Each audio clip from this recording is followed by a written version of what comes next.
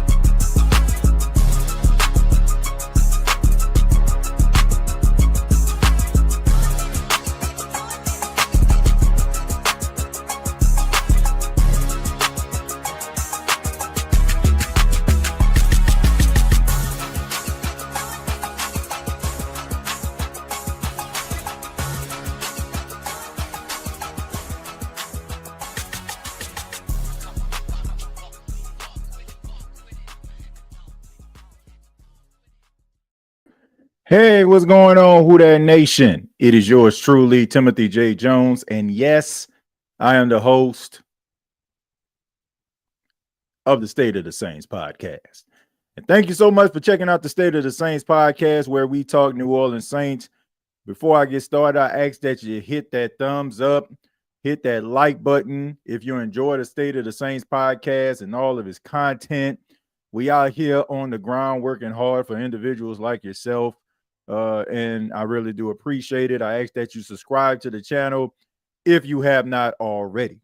I haven't done a show in the last couple of days because just kind of recharging the batteries after coming back from Indianapolis, covering the NFL Combine. That was great. That was really cool, man, to see so many promising athletes interact with so many different reporters. People that I have established friendships with, man. Shouts out to them. Want to give a shout out to my guy Emery Hunt, man. Hung out with him out there, man. Good person, good people right there. New Orleans native. Also want to give a special shout out to all of you. I don't know what I would be if it wasn't for fine folks like yourself that motivate me and believe in me and understand, we kind of like the underdogs here, man. We started off virtually with nothing. You know what I'm saying? Like, there ain't no virtually. We started off with nothing.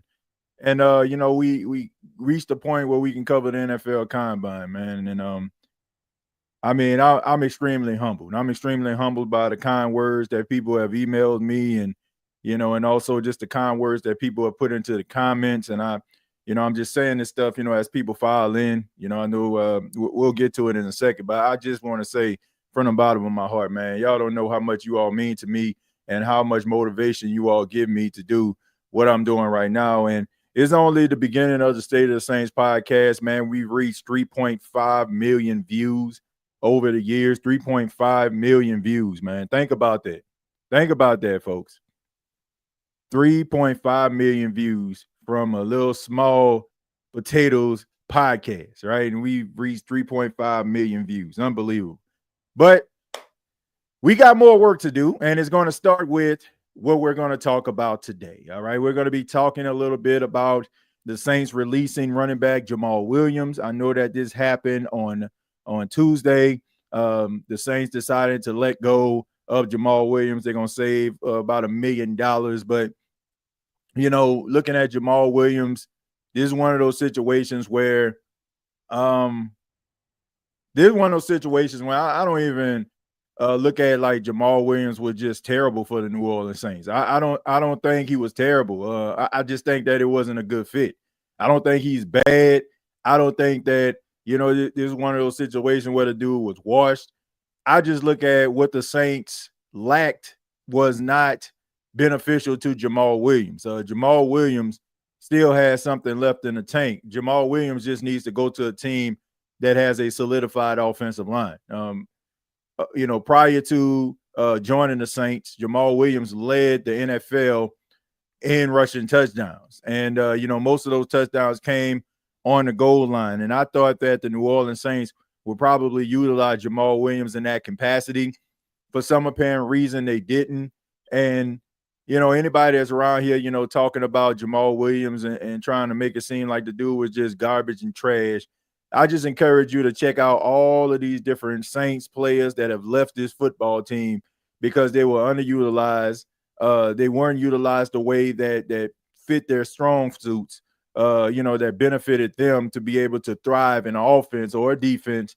And you go somewhere where they actually cater to their strengths and they find success.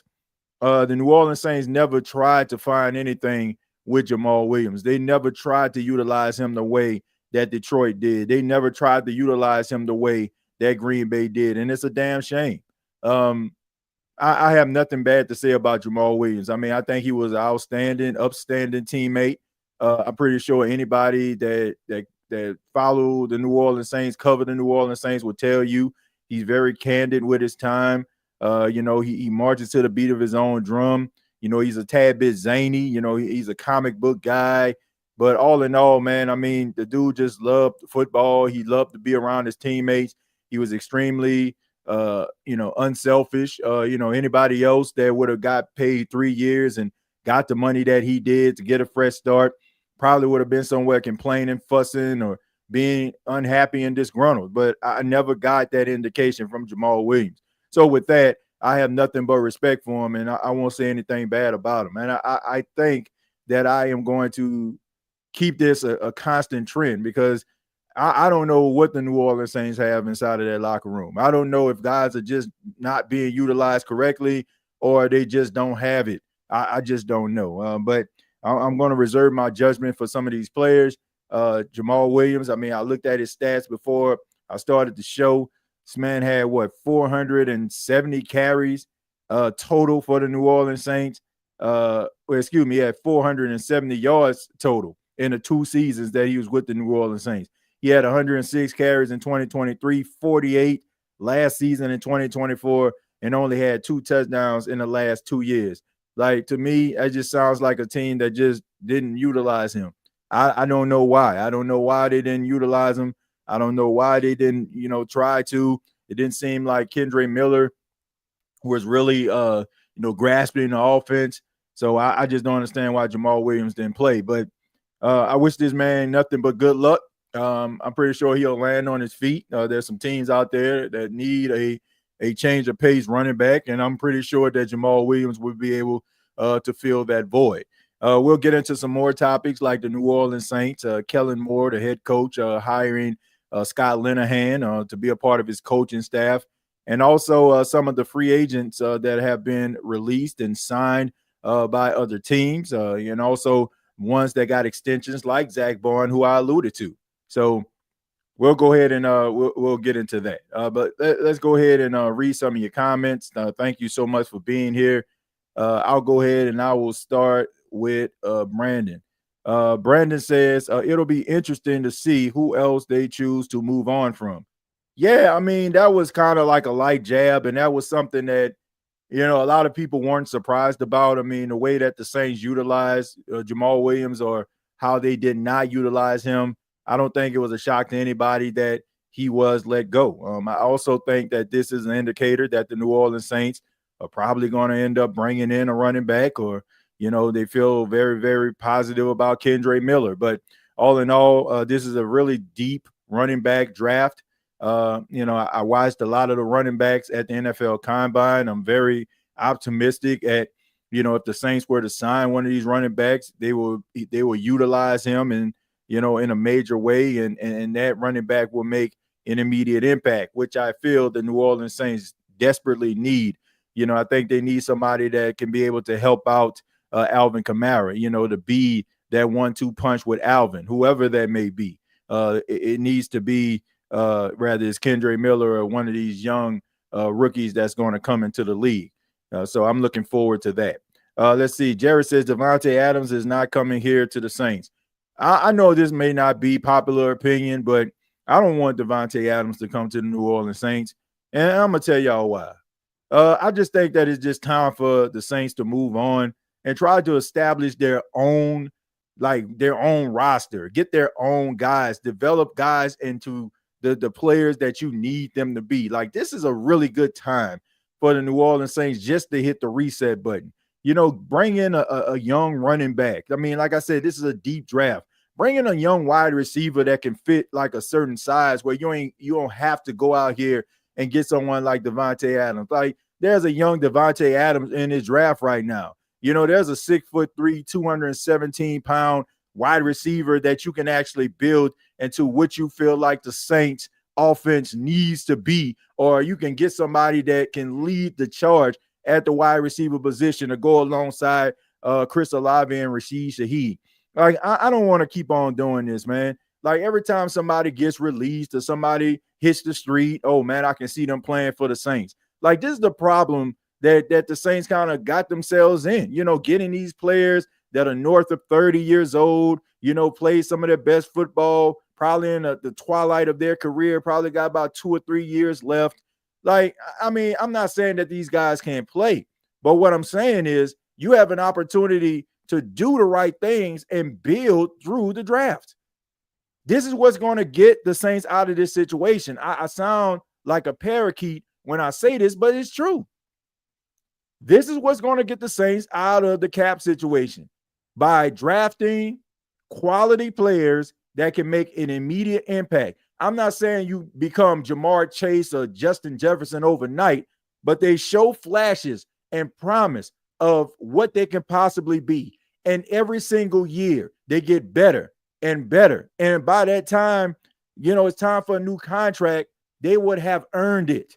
And the team would have benefited through those rookie years for that player. Like, I don't have anything against Davante Adams. I don't. I think that he's an extremely talented wide receiver.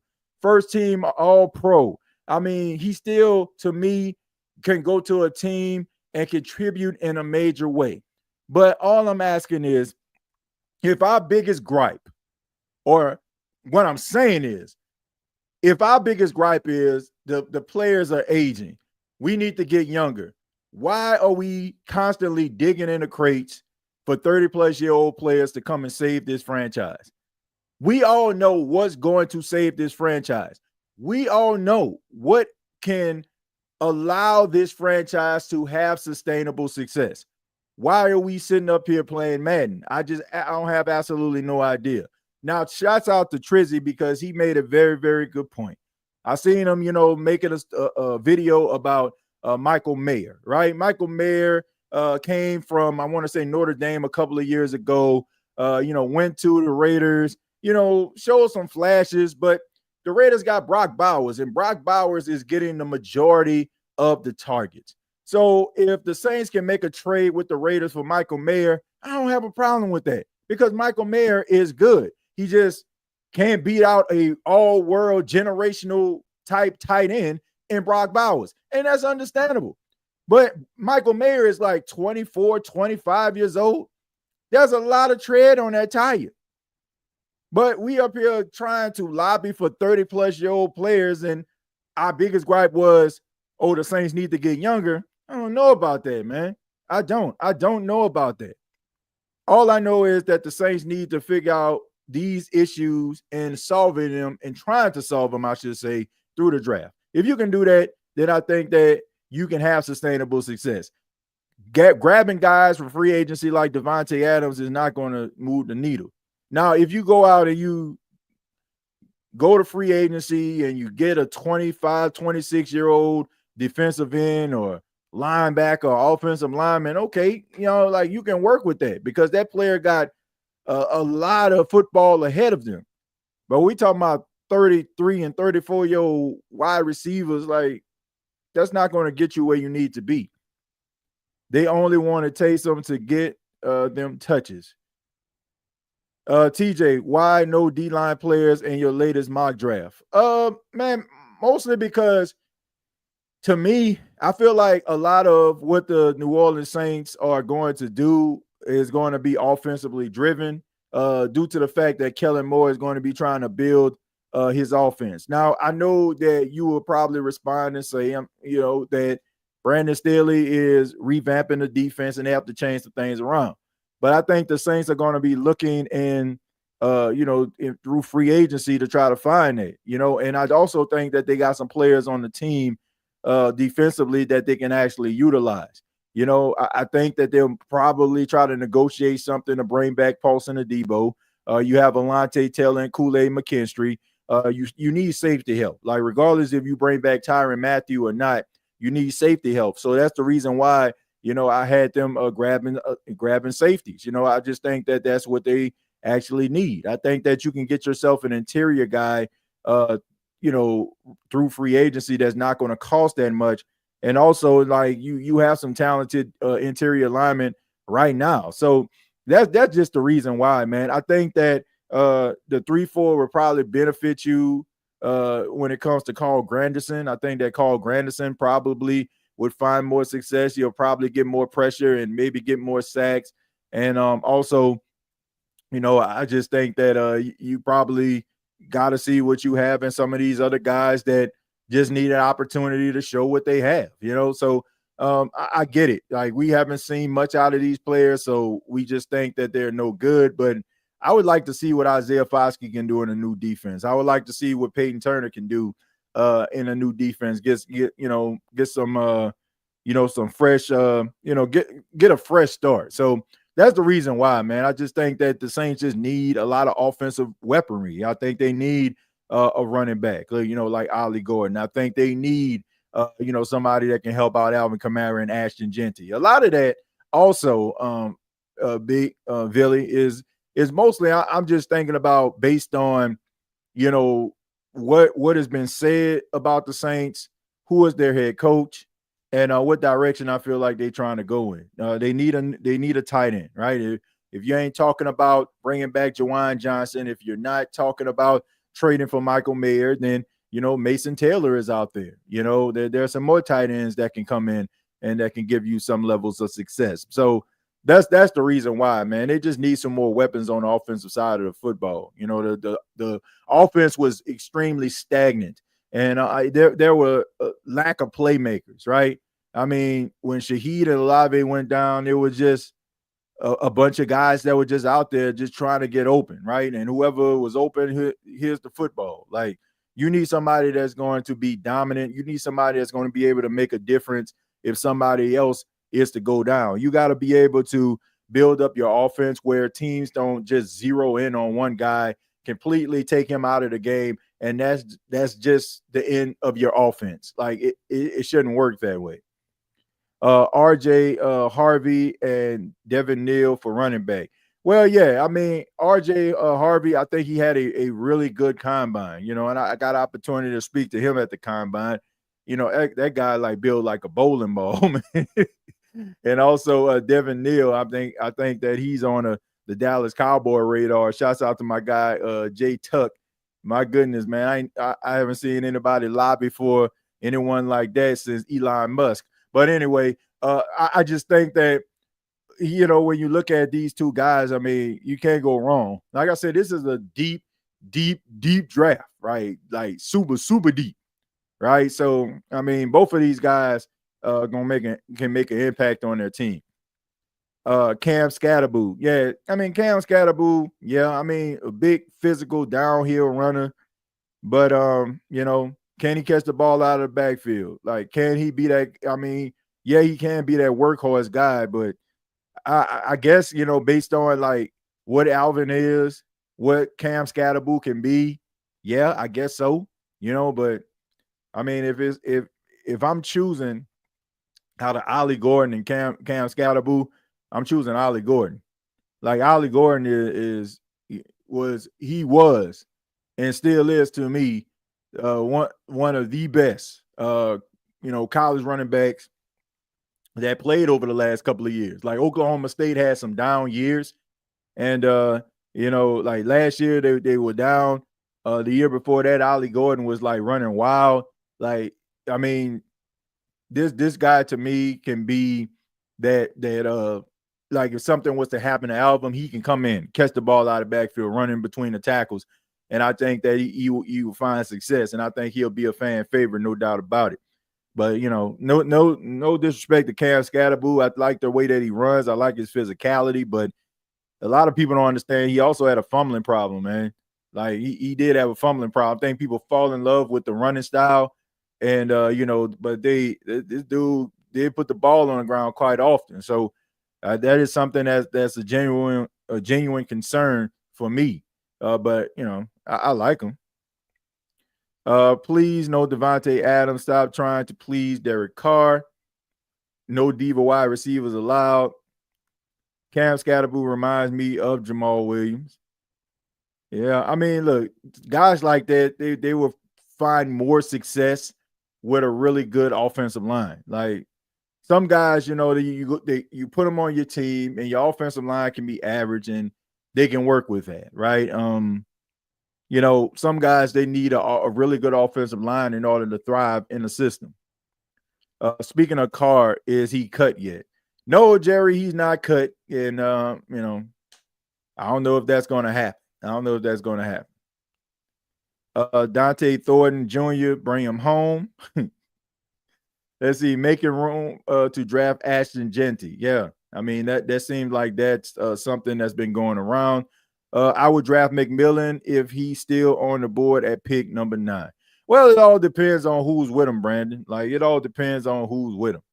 Like if let's just say, for example, all this talk about Shedeur Sanders and Shedeur Sanders dropped to 9. I'm drafting Shedeur Sanders. I don't care what anybody says. I'm drafting Shedeur Sanders to the New Orleans Saints with the 9th pick. If he's gone and Cam Ward is gone, then it's a toss-up for me from, my thoughts on Ashton Genty have more so to do with the rumors and innuendo that's out there. Like, not so much about what I would actually do. Like, I have nothing against Ashton Genty. If the Saints draft him, that would be great.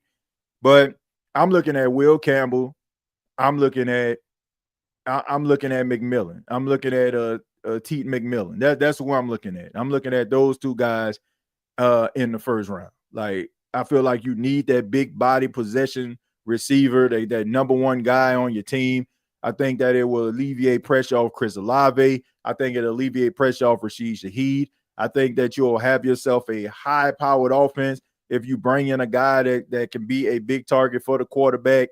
So that's what I would do. Offensive line, like if you're going to run the football, like I said, this is a deep draft. So if you was to draft Will Campbell and like they say in the second round or the third round, you end up getting a running back that can accompany Alvin Kamara. You get one in the third round, get a wide receiver in the second round. That is what I feel like going to help you. Ashton Genty to me would be more of a luxury, at this point. I feel like if we're talking about based on needs, you don't necessarily need a running back. You got one in Alvin. We need a big body wide receiver to line up on the outside. I agree. That's top priority in my opinion. It's time for Loomis to stop re-signing and bringing in players 30 and older. Yeah, I just don't get it, man. I don't get it. I watched Tyler Lockett, who I feel like is one of the most underrated wide receivers in the NFL. The Seattle Seahawks have, released him. Darius Slade, Philadelphia, has released him. I don't get it, man. Like, I don't understand it. Like, it's a business. Like, this has nothing to do with how I feel about those players. Like, they're great, but at the same time, like, businesses, organizations make tough decisions. And that would be a tough decision to make, but it's for the betterment of your franchise going forward. And I don't understand like why I'm still hearing things, and why is it taking so long in order for them to like try to figure this thing out when it comes to the cap. But like I said, this New Orleans Saints that we're talking about here, like, no disrespect to the organization, but I just think that a lot of the problems that plague this organization is their undying loyalty to guys and not seeing what the entire NFL world sees when it comes to business practices and players. Like, you think that the Philadelphia Eagles wanted to release Darius Slade? No, but it's a business at the end of the day. They see how Quinion Mitchell was playing and how he's the number one corner, and then you got Cooper DeJean out there, and it's like, okay, man, we got ourselves some young studs, and these guys are playing on rookie deals here. Man, we can make some noise for the next 3 to 4 years. You get what I'm saying? It's a business.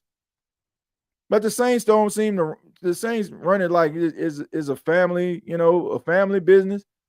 And I get it, man. Like you establish relationship with these players, and I respect all that, but you got to make tough decisions sometimes, man. And sometimes they are unpopular decisions, but they need to be made. TJ, Trizzy Trace gave you a shout out. Yeah, man. Shouts out to Trizzy, man. Trizzy work hard, man. Shouts out to that guy, man. He out there at Texas, old Texas boy. He out there, man, like always, man. This dude grinds so much. Him and James Comet, I got a lot of respect for, man. I mean, their work ethic is unbelievable, if you ask me. Every time I go on social media, I'm seeing videos pop up. I'm seeing them putting out videos. Like, I have nothing but respect because I know how hard that is to constantly put out content and, keep your head, saying, like, I guess they say, put your head to the hand to the plow, so to speak. I respect that, man. I mean, the guy, he loves what he does, and it's easy to root for guys that have a real strong work ethic that try to push forward and try to make something, like better, happen by becoming a brand, by providing a service to people that are part of that fan base. So, wherever fan base, rather it's the Saints fan base or any other fan base, I respect hard work and dedicated people that do this kind of stuff because it is not easy to do. Let's see. You see Green Bay and the Ravens really don't get active in free agency because they draft really good. Yeah, and they'll probably add a piece here, Alfred, little piece here, little piece there, understandably so. But their core players, they draft, and that's the way it's supposed to be. This is why I'm the PR man, OG of all Saints podcasts. Yeah, man. Look, you be everywhere, Jerry. Y'all the reason why I do this every day, and I'm thankful for all of you. Yeah, I mean, look, it's hard to do, man. It's hard to do, especially like when you have other obligations, and sometimes you're not always motivated to do stuff. It's just the truth. But sometimes you need to have that strong work ethic because those things are gonna try to see you through. Man, there are so many times where I was, wondering to myself, like, is this even worth it? But then I hear from fine folks like yourself that, that love the podcast, and I love doing it. But sometimes, you can get a little bit discouraged at some of the things that go on and, some of the outside forces that try to, weigh you down. Like it's rough. But, to keep that positive mindset, to keep that positive work ethic is admirable to me.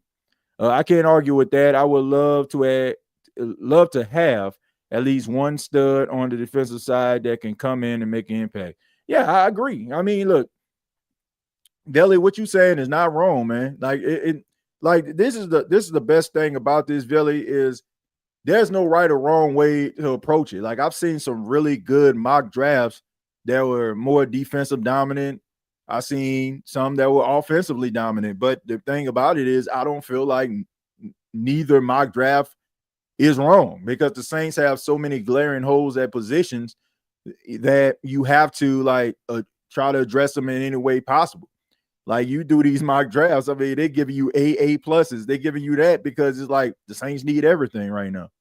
They just need to hit the reset button, man. Get some young players that can fly around the football. Clyde Edwards-Helaire wasn't too bad. Yeah, Clyde Edwards-Helaire isn't bad either. Yeah, I think that, he can be that Boston Scott for the Saints.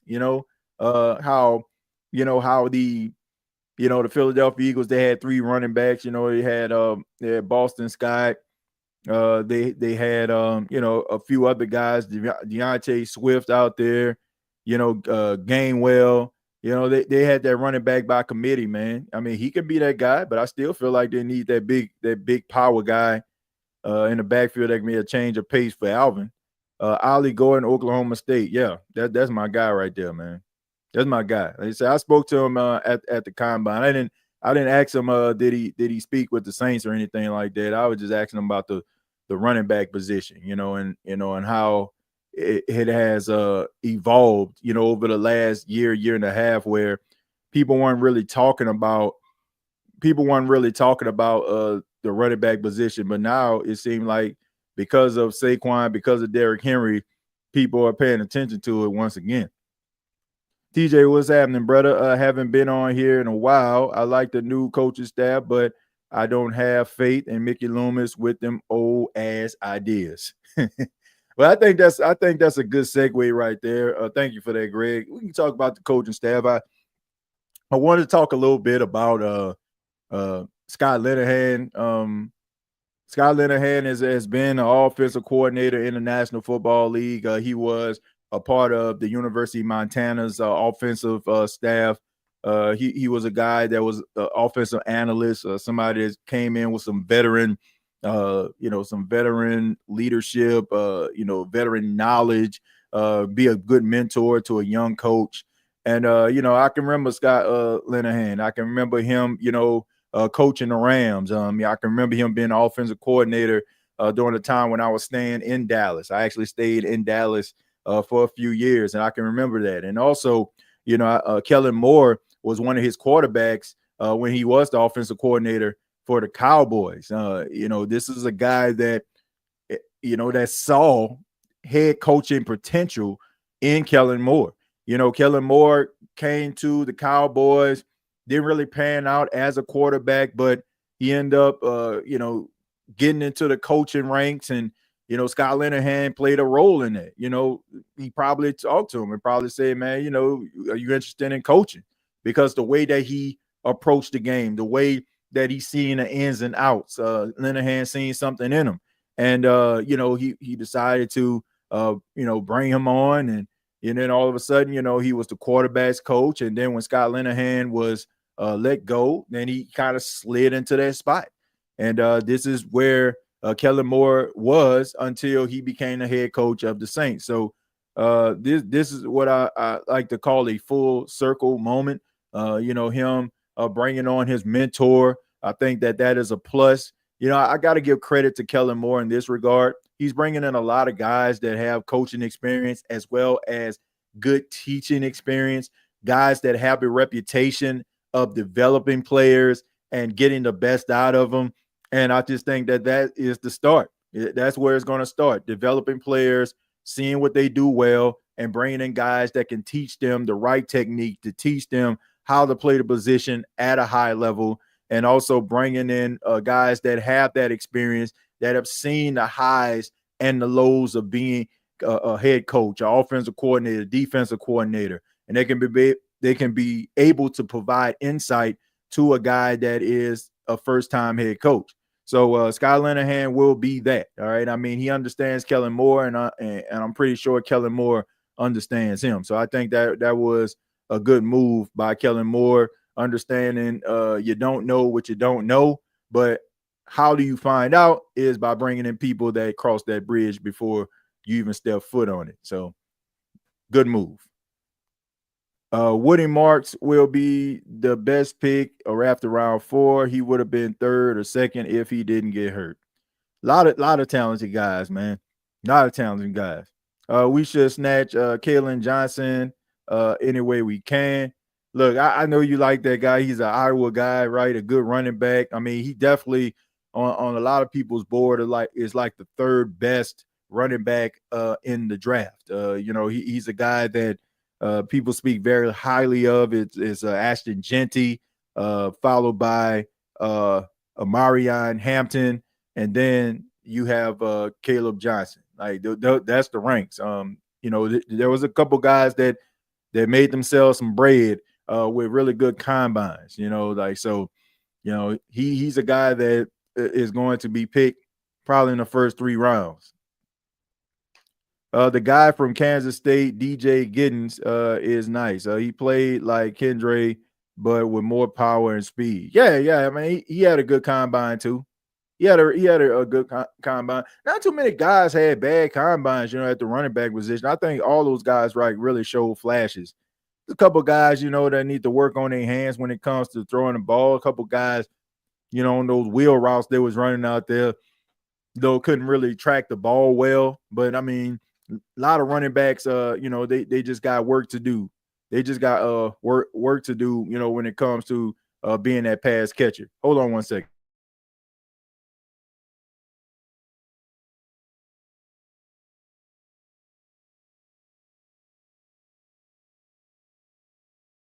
Thank you. Thank you.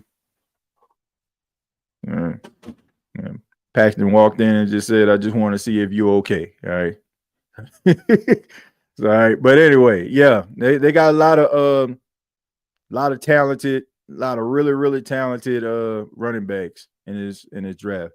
Saints need to draft younger, 2 defensive tackles, offensive guard, and offensive tackle. D Nola, thank you very much for subscribing to the channel. And Josh, thank you very much for the $2. Says Grady going to have that secondary rolling. Look, man, they gonna have they doing all the right things right now. Only time will tell if this is a good fit, but I like what he's actually doing.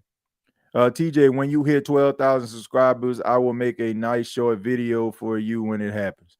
Well, I appreciate that, Jared. You know, we pretty close to reaching that goal, you know, and you know, if everybody, you know, hit that like button, everybody subscribe, you know, we'll be there in absolutely no time, you know. So you know, I'm just taking it day by day, man. I'm just trying to put out the best content possible. And hopefully people are enjoying the content. It seems like we're getting more people that figure out what the State of the Saints podcast was or is. And I appreciate that. I appreciate people, you know, for stopping by and, you know, liking what they're hearing and hitting that subscribe button. And if you're one of those people, hopefully by the end of the show, you will have done the same exact thing. Jerry, I'm close to hitting 150. Well, congratulations to you, Barbara. I mean, look, you got to appreciate every milestone that you get, man. You got to appreciate the milestones. You got to appreciate the things that, you know, that a lot of people may not look at, you know, but I mean, you put a lot of hard work and dedication into what you're doing. And sometimes, man, you got to stop and smell the roses a little bit, but always just continue to work and, you know, just keep pressing and keep moving forward. Mr. Mina, I think it will happen Friday. Who That Nation gonna go crazy Friday watch. Well, I tell you what, I want everybody just click on Mr. Mina Crime, Barbara's profile and go ahead and hit that subscribe button right now. How about that? How about we just do that here? We can, if everybody does it, then she'll be at 150. All right. And we gotta support these channels, man. You gotta support these channels. Like we the voices of the Who That Nation, and you know, people put a lot of pride and a lot of hard work into what they're doing. So let's support one another. Let's show that support. Pag checking on up on Pops. Yeah, man. He walk up in the room like, yeah, just trying to see if you're okay. I'm like, I'm all right, man. So he talked about he wanted to do a podcast, but I told him, I said, you gotta have something to talk about. He said, I'm gonna talk about the Saints. I'm like, how you gonna talk about that? And you know, so he trying to work on something that he gonna be able to talk about. So when he does that, then he'll be able to start his own little thing. TJ, would you take yours if he was there at number 9? Would I take Quentin Ewers if he was available at number 9? Let me turn it up a little bit so you can hear it. One more time. Come on, man. Quentin Ewers with the 9th pick. You might well just take that 9th pick and throw it in a trash can. Like Quentin Ewers, man, come on, man. Like 3rd round, 4th round, yeah. 9th pick? Heck no. You might well just call up the Chicago Bears and say, man, just go ahead and pick, man. We don't need it right now. We don't need this pick. Nah, man, no Quentin Ewers. TJ, if you had the power to make a quarterback young again, who would it be? Drew Brees. It would be Drew Brees. Because we wouldn't even be having this conversation about where this team is at right now. We don't need to reach for anything because we need everything. Facts. It said drop the link, Queens. Yeah, drop the link in there, Barbara, so people can go to your channel directly and hit that subscribe button. And also coming up 7 p.m., y'all know the drill, man. At 7 p.m. tonight, Saints Talk with Timothy J. Jones on Bleacher Report. We're going to be continuing our talk about Jamaal Williams and also, the Saints coaching staff. So I'm going to go ahead and put that link inside of the comments. Be sure to, join Saints Talk with Timothy J. Jones on Bleacher Report. Hey, TJ, we must go with any one of the offensive side of the ball in the first few rounds. Also, I feel deep down Kellen will move on from used car. Well, look, if they end up getting one of these quarterbacks, if all this talk and all this jibber jabber about Shedeur Sanders is scare people to a point where he drops in the draft, the Saints need to pick him at 9. But once again, this is the Saints we talking about here. So I wouldn't think that they would. Probably not because, I just think that the Saints try to shy away from distractions of any kind. And the fact of what everything that Shedeur Sanders comes with, it might kind of, make the Saints look elsewhere. But if we're talking about talent, if we're talking about somebody that can, be a culture changer when it comes to my mind frame, I just think that it should be Shedeur Sanders. I mean, that's just my personal opinion. But I mean, the hit pieces and the hidden agendas was in full effect. Like this talk that everybody was talking about with Shedeur, and for those that don't know, I'm referring to some of the organizations that's picking talked about he comes off as arrogant and cocky and full of himself and stuff, right?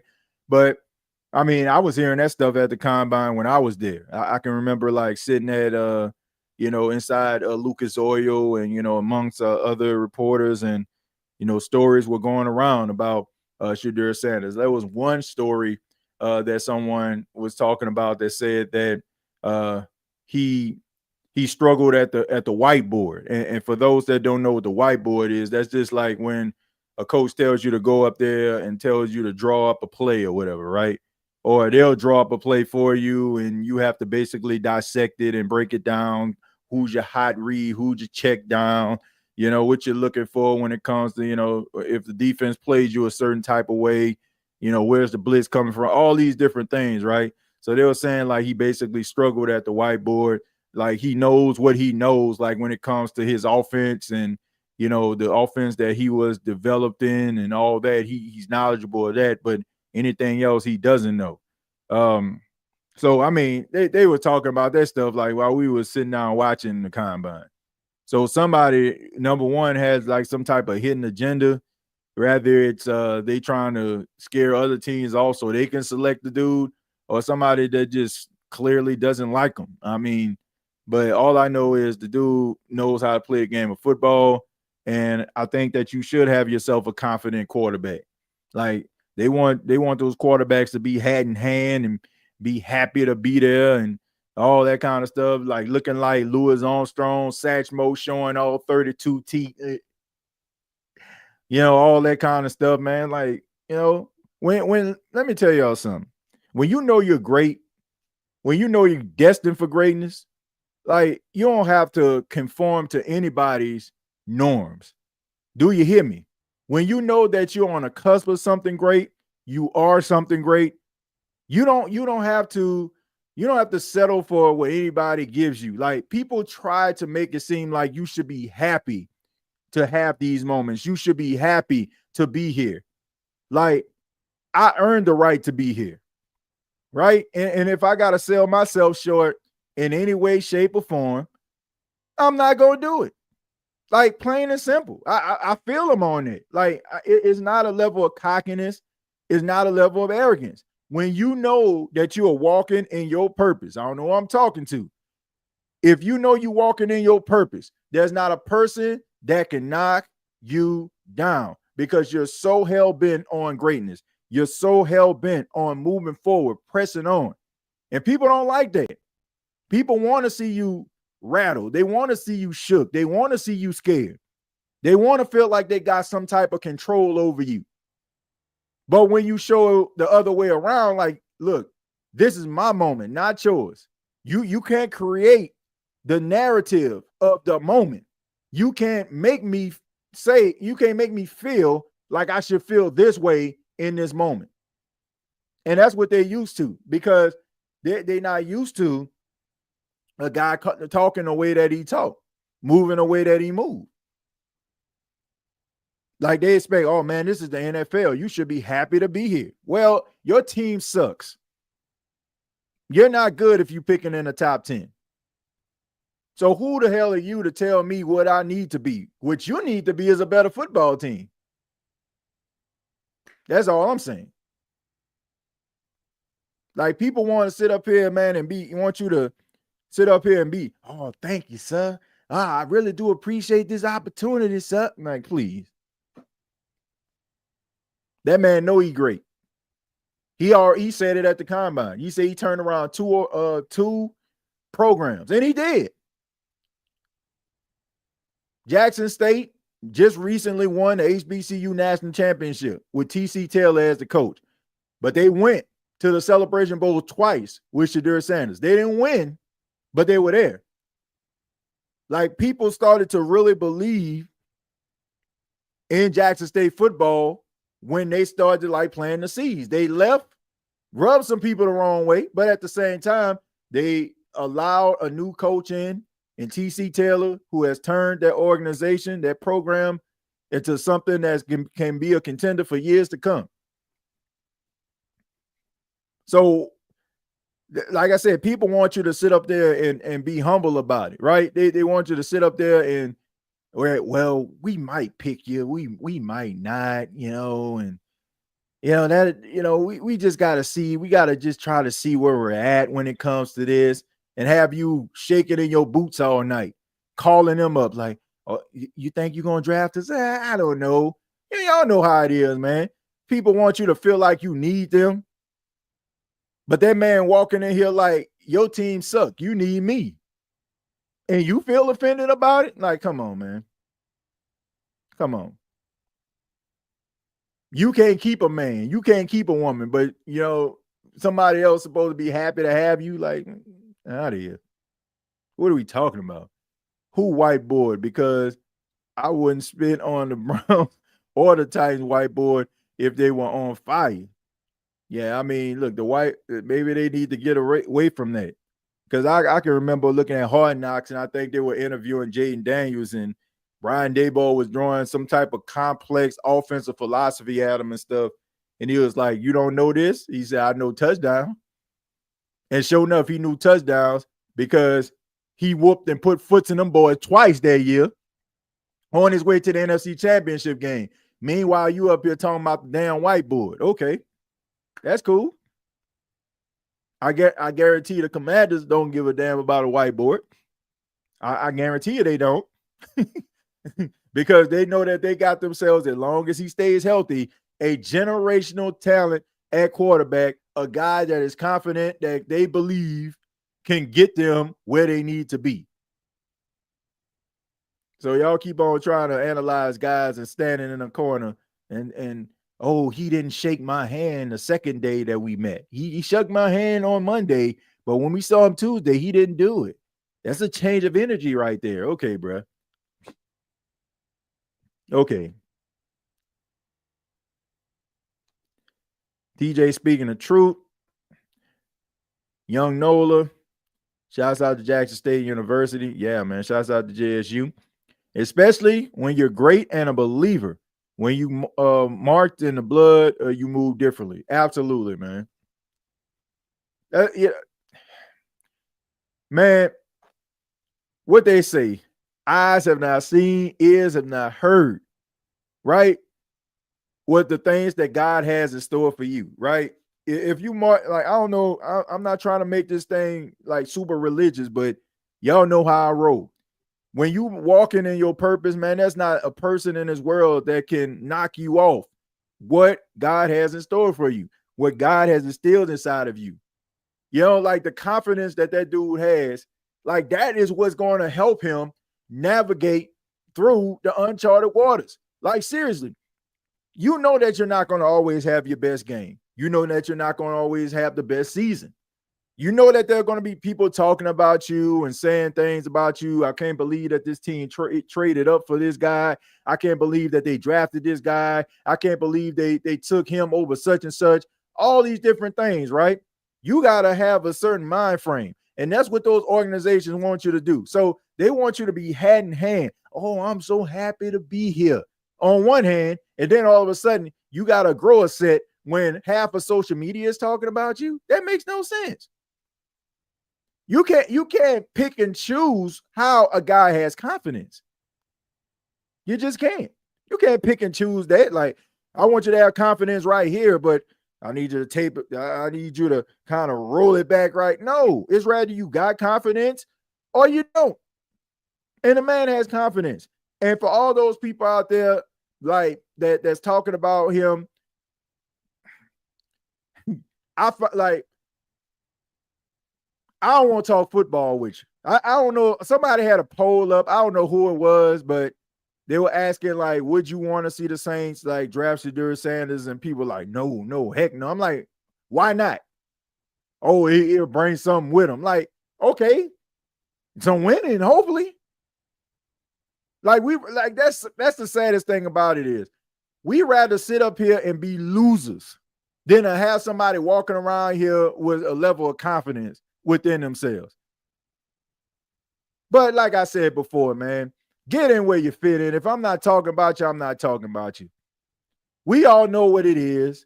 We all know that, you know, they want people, you know what I'm saying, that are black, that look like us sometimes, to be sitting up here being humble and being happy in the moment. And, you know, that guy don't fit that mold.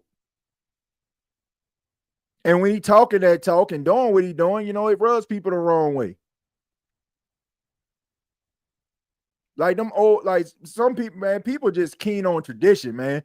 They want the quarterback with the buzz cut and, you know what I'm saying, country boy boots and, you know what I'm saying, around that thing shaking hands and kissing babies and politicking like it's, you know, like it's an election season. Like, I don't care about none of that stuff. Like, I don't care if the dude has a shirt buttoned all the way to the top or, you know, he cooled you down to the socks. Can he win a football game? That's all I care about. I don't care how he walked to the game. I don't care if he draped up, dripped out, know what I'm talking about. Can he win? That's all that matters to me. Can the guy win a football game? I don't care if he walking out here looking like he Clint Eastwood. I want winners. And if Shedeur Sanders was there at 9, absolutely, I would draft him. Because the Saints need a quarterback of the future. Oh, he wears his hat to the back. Okay. What are we doing, man? What are we doing? What are we doing?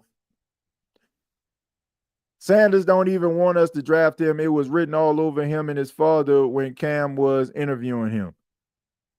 Well, look, I mean, when did he interview him? At the time when the Saints was actually dealing with, you know, head coach search a bad cap. Look, I'm going to tell you, I think that they would be happy if the Saints draft Shedeur Sanders now because they got Kellen Moore. Man, Kellen Moore is familiar with Shedeur Sanders. Shedeur Sanders was around that thing, throwing around a football in Dallas-Fort Worth when Kellen Moore was the offensive coordinator of the Dallas Cowboys. And I'm pretty sure Deion Sanders knows Kellen Moore quite well. And I'm pretty sure he has a level of respect for him as an offensive play caller too. So when he was when he was walking down the streets of Indianapolis, he had a couple hats on of the teams that he had, I guess, that talked to him. And the Saints were one of those teams he had the hat. He had the hat on his backpack. So it didn't seem like he was too disgruntled about it. Long as he's winning, don't care what color you are. I do not care. They called Baker Mayfield a cocktail, but didn't have a problem with him. Man, all I know is people don't want to see you too full of yourself, like, or have a belief in yourself. I don't want to say you full of yourself. You just have a belief in yourself. Do you want somebody to just be walking around here? Oh man, you know, I guess I'm good. Oh, you great? Yeah, I think I can be great. Then they're gonna hold that against you. Well, he didn't seem very confident in himself. Like, they want you to be confident, like, up here, but they want to be able to bring you down. Like, all this honestly is about control. It's just a matter of wanting to have control over the athlete. See, back in the day, before they had NIL deals, you can kind of control the athlete because you got to be on your best behavior. You got to impress me because if you don't impress me, even though I might not draft you, I know those agents, I know those organizations. We share the same agents in some cases. I can go to them and say, "Man, that was a bad experience for me," and I can cause you to drop in the draft, causing you a substantial amount of money. But what can you do when a dude already was making $5-6 million before he even stepped foot at the combine? Now it's like, okay, dude, like I'm good. All right, okay, I'll drop. You know what I'm saying? I might lose a little money here, but I still got this money from this NIL, and it's going to basically balance itself out. See, you can't do that. People want to have control. People want to have control over you. That's the scariest thing in the world, when people feel like they should have that level of control and they don't. So what do? They try to create stories to try to ruin you or try to make things difficult for you. That's all this is, man. I mean, we see it every year. Always a narrative coming out, trying to tear down these young men. A lot of fans don't like the confidence, wealthy black man as a leader. I just got the nuts to say it, man. I've been said it. I've been said it. I've been said it, and I don't care who don't like it. Is it like, get in where you fit in? My grandfather is a minister. Like, he has a saying. He says, if I come up here and I start preaching on chicken thieves, the only one that's gonna get mad is the chicken thief. If I start preaching on liars, the only person that's gonna get mad is the liar. If I'm not talking about you, I'm not talking about you. You know, so I know sometimes people like want to walk away and be like, "Oh man, he said this," and "Oh, you're being racist," and all that kind of stuff, and what race got to do with it, and all that kind of, like, when I feel like when people start saying stuff like that, I must have hit a nerve inside of you, because I ain't never got upset when things wasn't relatable to me. I never have. Only people, those things that are related, like that relate with that, those are the ones that get mad. Those are the ones that log off. Those are the ones that get upset. But we gonna keep it real here, man. I already told y'all. We ain't around here, you know what I'm saying, like button all the way to the top. But we gonna make it. We gonna make it being us, unapologetically us. We gonna have these conversations. We talking about the NFL draft, and I'm only talking about stuff that people are putting in the chat, and I'm making comments about it. But if somebody asks me a question, I'm going to give you my genuine, unapologetic response when it comes to it. I'm going to answer it unapologetically, by the way. Remember how they tried doing Tunzel when that video leaked? Yep. The night before the draft. Yep, when he had the bong mask on. Yeah, I remember that. Says, what's going on, Mr. Jones? Let's keep Chase young. I feel like he was really healthy, and with a coach like Bo Davis, I believe he in great hands now. Who that? Yeah, I mean, Jones Jr., I agree. You know, like, I feel like Bo Davis could bring something to the table, but it's not the fact that I don't like Chase Young. I think that he showed flashes towards the end of the season, and it had a lot to do with the fact that Ty Grantham was gone, and they brought in they had Brian Young as the defensive line coach. So he kind of let those guys kind of let their hair down a little bit. Bo Davis is kind of the same way. He has that aggressive approach about him. I think that Chase Young probably could thrive in his defense. I also feel like you can get a guy in the draft that can be that young stud for you. But either way, I think that it would be better for the New Orleans Saints on the defensive line. Doc Race talk is cop out to me. We're all the same. Yeah, you know what I'm saying? We all the same. That's the way that it should be. But some people, they don't see it that way. You got a lot of people that do, but you got people that don't as well.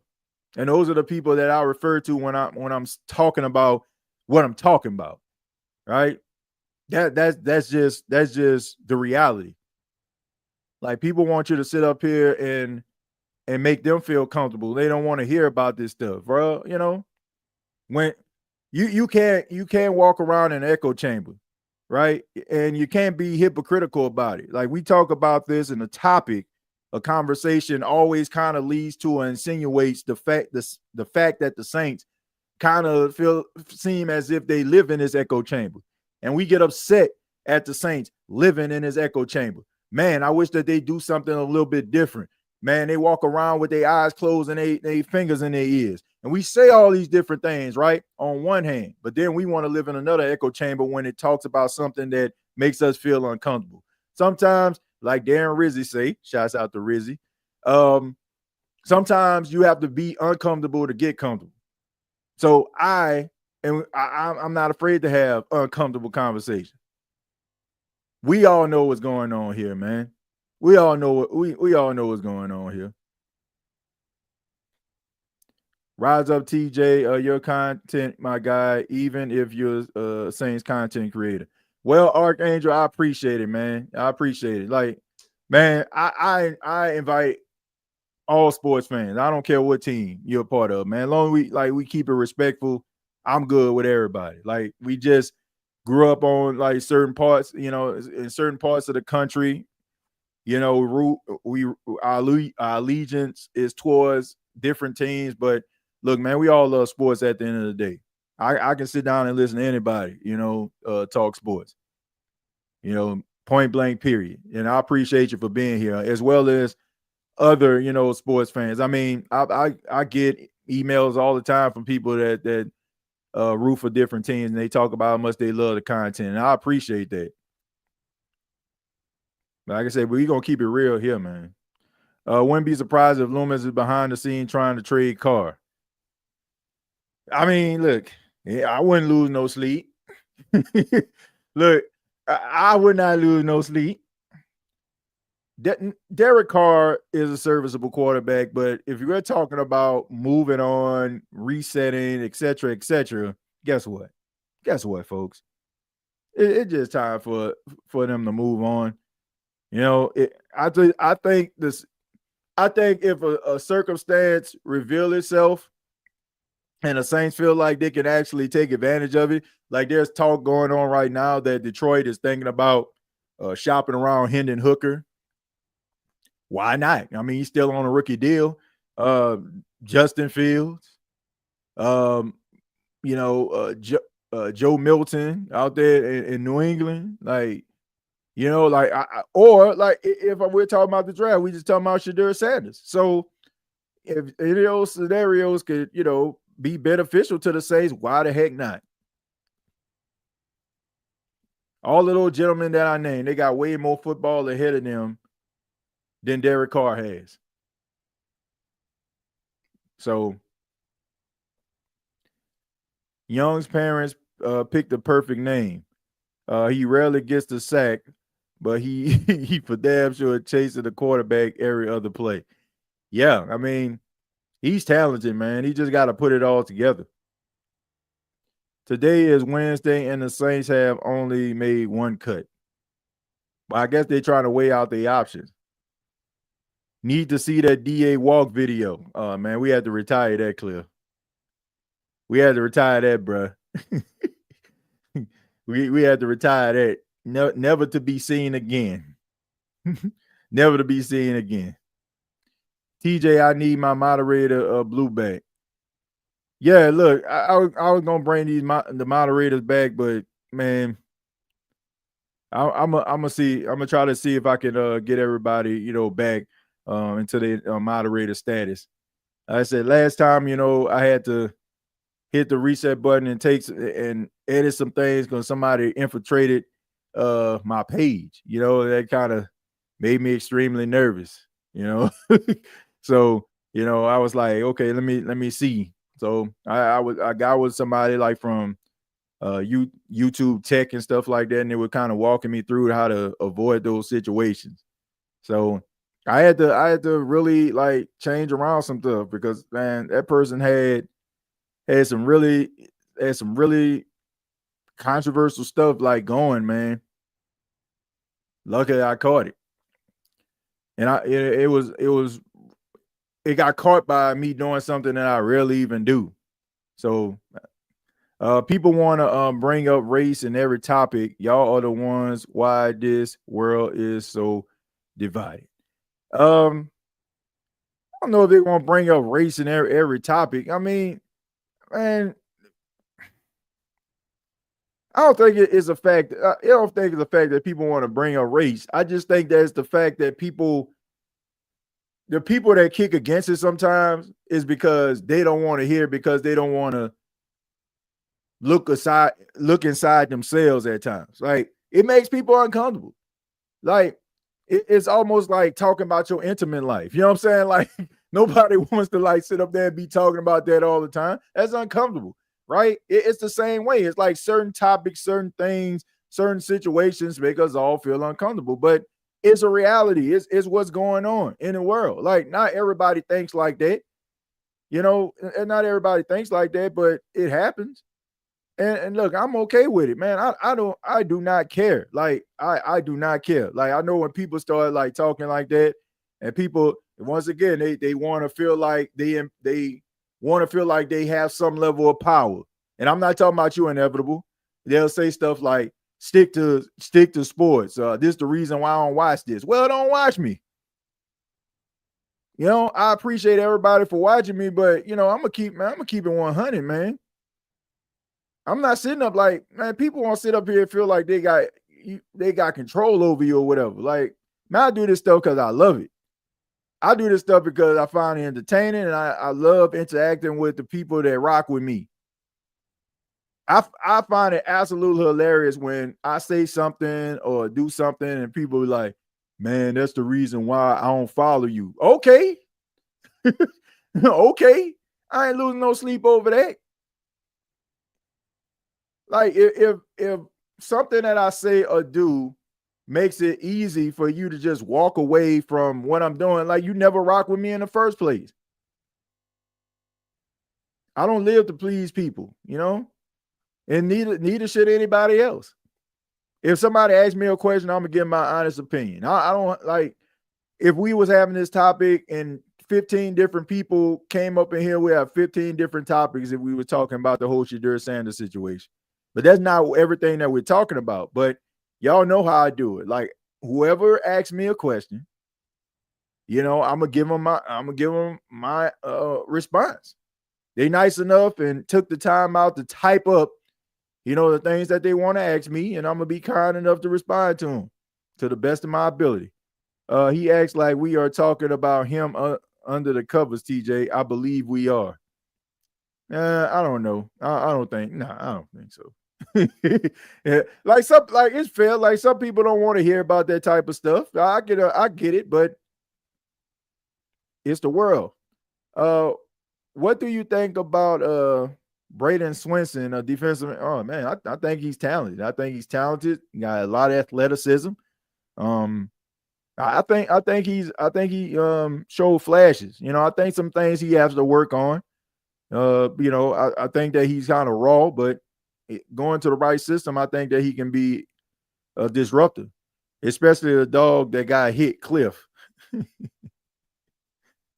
People can't handle the absolute truth. Yeah, sometimes, you know, people want, like, but that's that's how things are set up in this world now. Like, you think about it. Our world is set up based on the things that we care about. It creates a world for us, and anything outside of that circle is abnormal. Like, think about it. Your Facebook, your Twitter, YouTube, TikTok, all of these things are basically set up based on your interests, things that you actually care about. Like, no matter how outrageous and how far out into outer space your ideologies may be, there's a channel for you. there's a social media group for you. You get what I'm saying? So I get it, man. I get it, but man, we gotta be real with it. We gotta be real with it and understand like why sometimes things happen the way that they do. Not all things that happen are because of race. Like me personally, I know this may not be popular opinion or something. Like, I don't think that the Saints don't like black quarter. You know what I'm saying? Like, I don't think that narrative is true. I think that I think they don't care. I really do. I think they don't care. But I just think that you got some people out there that probably think that way. But I don't think the New Orleans Saints think that way. But you got some people that want individuals to think a certain way, have a certain level of confidence, but keep your confidence right here. Don't be up there with it.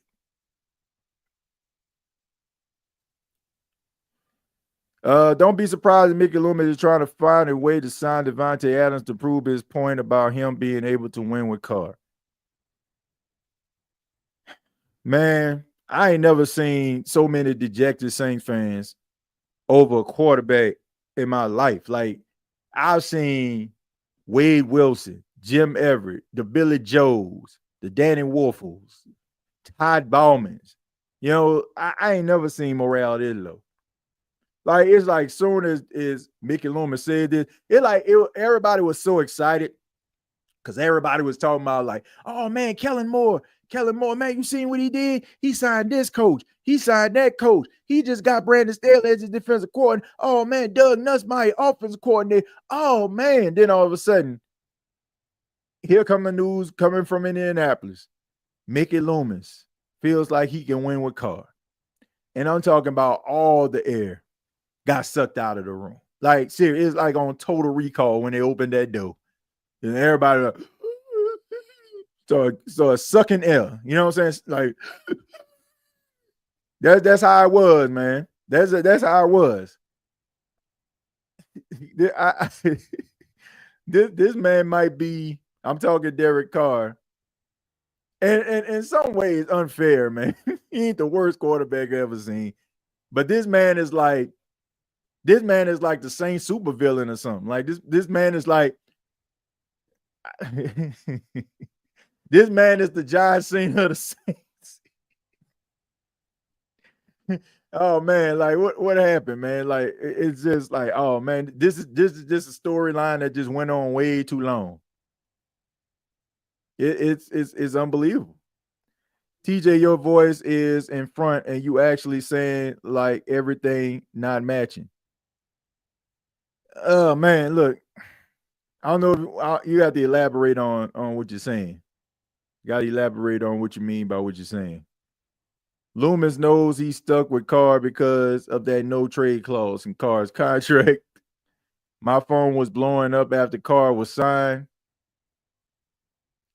I lived through the Jim Everett, Wade Wilson era. Yeah, look, if you can live through that, you can live through anything, Saints-wise. Yes, he is. Let's see. Jerry, I screamed and cursed a black ghost. I think everybody just kind of I think everybody kind of felt like he was coming back, but to hear it, it's like, as long as you didn't hear it, there was some hope that you could be wrong. But then all of a sudden, like when it happened, people like, rats. Like I said, man, I don't dislike Derek Carr. I just think that it's just not a good fit. Like kind of like the man of the hour who the topic of this episode is about, Jamaal Williams. Like, Jamaal Williams is talented. I just don't feel like this was a good spot for him. I want the Saints to draft Tyler Warren, the ultimate weapon. Yeah, that wouldn't be bad. I'm going to take a few more, and then we're going to go ahead and get up out of here. It says Loomis is in denial. I think Loomis feels like he needs to be right. Like, nobody wants to admit they're wrong, especially in the world of business. Crimes, we all the same. Yeah, we are all the same. And, Inevitable, I appreciate you for saying that. And I wish that everybody else felt the way that you did, but they don't. Yeah, I think sometimes we have to understand that we may feel a certain way, but we can't speak for everybody. Just because you and others around you may feel the way that you do, that don't mean that everybody does. Like we're all different. Like we're all different. Like there is no, like everybody is not the same. Like I know we want to feel like, oh man, I feel this way. People I roll with feel this way. If they felt different, man, I ain't rocking with them no more. But you got people that, they march to a beat of a different drum. We'll do it. We can do it after I'm done. Okay, we'll do it. All right. We'll get it done. Carr is playing like last year in New Orleans, just like Russell Wilson did in Denver. Yeah, I agree with that. Let's see, where there's never been a black coach in New Orleans Saints history or a black general manager in New Orleans Saints history. Well, Everett, I mean that's a good point. That's a good point. But we also looking at we're looking at something that's almost like unprecedented. Like when it comes to like ownership, like Mickey Loomis isn't just, the general manager. He's the executive vice president. We kind of dealing with almost like a Jerry Jones situation where you have an executive that's basically made out of Teflon. And, he's not going anywhere. I think that over the course of time, I think that you'll probably see, if things don't pan out throughout the years, I think you'll see a African American African American head coach in the Saints, standing on the sidelines. I would believe that. You got to start somewhere. But I as far as the Mickey Loomis situation, he ain't going nowhere. He ain't going nowhere. Let's see. The head coach, the Saints didn't commit to Derek Carr, but Mickey wants to go all in with Derek. I feel like Mickey needs to let Kellen make the decision, like how he let Dennis Allen make a decision on DC. Yeah, I'm pretty sure he's probably going to let him figure it out. I think a lot of it has to do with the cap, and I think that some of it has to do with Mickey wanting to see if he can get himself out of the situation. In Lost Banana, TJ. TJ, would you trade back? I would, because there's a lot of talent. Like, if you can stockpile some draft picks and you can get yourself some more talent, like, yeah, I would. I wouldn't fall back. I wouldn't have no issue with that. Loomis made Derek Carr keep Jameis too, though, the first year. Yeah, I mean, I think they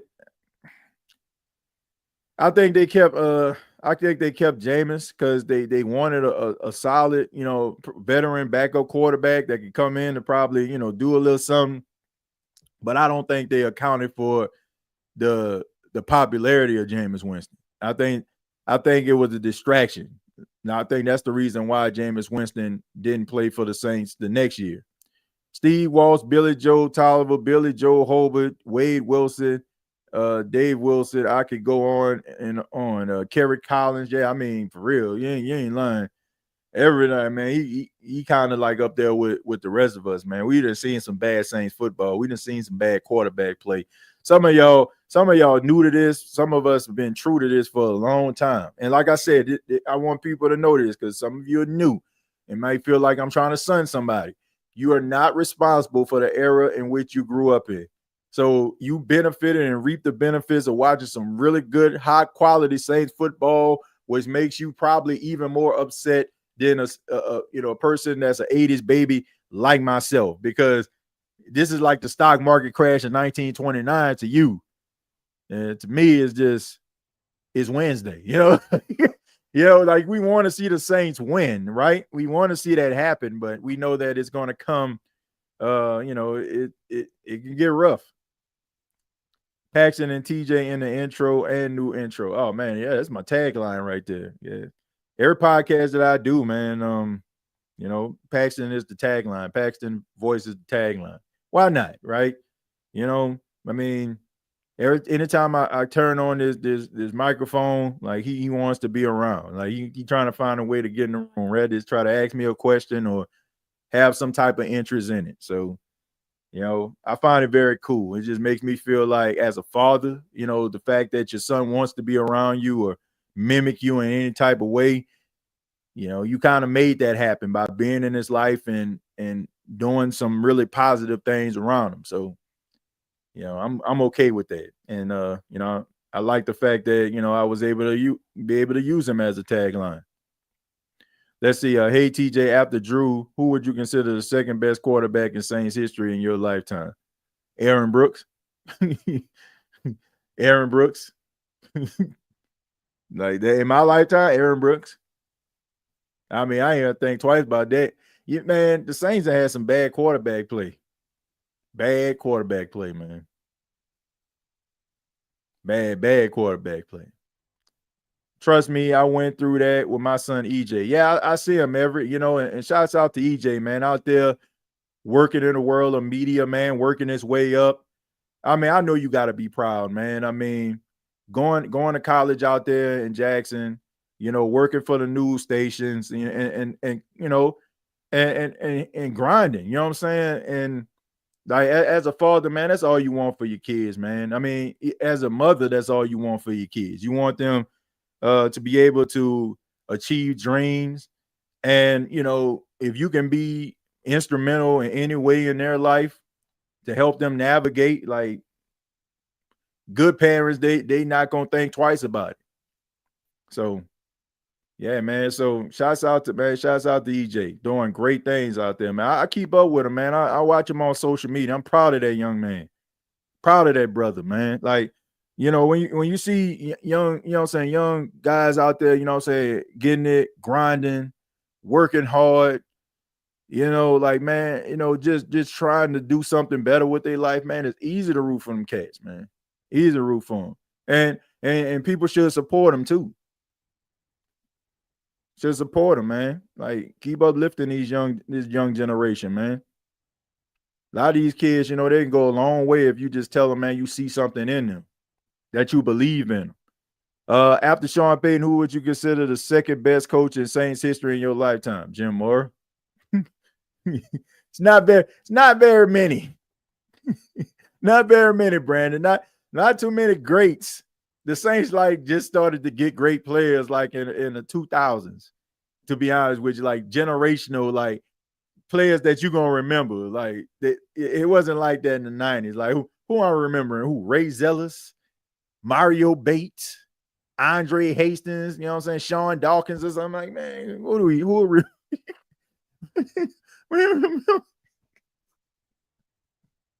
we remember now? You're more nasty. I mean, Slim Pickens, man. Eric Martin. Slim Pickens, man. Slim Pickens. Jeff Blake wasn't bad till he got hurt. Yeah, Jeff Blake was pretty good. I think they would have went to the playoff with Jeff. You are an excellent father. Well, Everett, I appreciate that. And you are too, man. You are too. I appreciate that. Let's see, TJ, if you had one offensive and one defensive sleeper, let's see, we could get in the draft, who would it be? CJ West out of Indiana would be one. The interior lineman, man, let me see, Jamari Cardwell, who's also an interior lineman out of University of Oregon, a Johnny Cornelius, guard out of Oregon. Also, I know he had a rough combine, but I'm gonna say Ted Johnson, man. I think that he got some dog in him. Man. I just think maybe the brother was a little bit nervous, a little bit uptight.